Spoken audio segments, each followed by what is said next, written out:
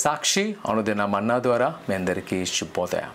నేటి యొక్క వాగ్దానము యెషయా గ్రంథము 9వ అధ్యాయం 2వ వచనం. మన్న ఛాయగల దేశ నివాసుల మీద వెలుగు ప్రకాశించును. ప్రవక్త అయిన యెషయా గ్రంథంలో ఉన్న ఒక పుష్కలమైన మాట ఏంటంటే ప్రభువైన యేసుక్రీస్తు యొక్క ప్రవచనం. రక్షకుడు రాబోతున్నాడు, మెస్సయ్య రాబోతున్నాడు. ఇక్కడ తెలియబడుతుంది మరణ ఛాయగల దేశం మీద ఒక వెలుగు ప్రకాశించును. నిజమే, ఒకనొక సమయం వచ్చిందంట, మానవులు ఇంకా ఈ లోకములో పాపంతో నిండిపోయింది.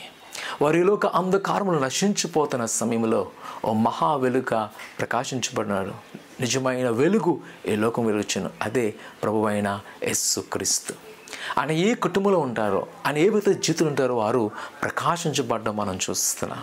ఈరోజు నిజమే, నేను కానీ వ్యక్తిగతంగా ఆలోచించినప్పుడు ప్రభువైన యేసుక్రీస్తు యొక్క రక్షణ ఎలాంటిదంట, మనలను మరణ బంధకాల నుంచి విడుదల చేస్తున్నది, మనకు సహకులుగా ఉంచినది, మన ప్రతి బంధకాల నుంచి విడుదల చేయబడింది.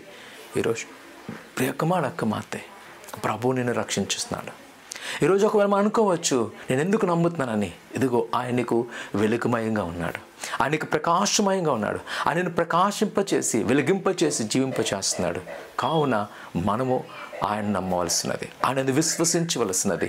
ఈరోజు నన్ను ఎవరైనా అడిగితే నువ్వెందుకు ప్రభువైన యేసుక్రీస్తును విశ్వసిస్తున్నాను, నేను చెప్పగలను, ఆయన నన్ను ప్రకాశింపచేశాను. ఆయన నాకు మాత్రం వెలుగులేదు కానీ నా ద్వారా ఈరోజు అనేక మందికి వెలుగు పంచేవారుగా ఉంచున్నాడు. ఈరోజు నువ్వు శోధించబడుతున్నావు, బాధపడుతున్నావా? కానీ ప్రభు నిన్ను వెలిగించి నిన్ను అనేక మందికి ప్రకాశింపచేయబోతున్నాడు. నువ్వు అనేక ప్రకాశించాలి కాబట్టే ఈరోజు నువ్వు చిన్న సమస్యను ఎదుర్కోవాల్సింది. ఈరోజు నువ్వు ఎదుర్కొంటావా? ప్రార్థన చేసుకుందాం. పరిశుద్ధుడా దేవా, నీకున్నారు నీ బిడ్డలైన వారిని జ్ఞాపకం చేసుకొని నీ దీవెన నీ ఆశీర్వదింపండి. ఇగో నీ మహా వెలుగుతో మమ్మల్ని నింప, మమ్మల్ని రక్షణించు, కాపాడుకున్న ప్రభా. నీ కృపను భద్రపరిచి ఆశించి ఫలింపచేయాలి.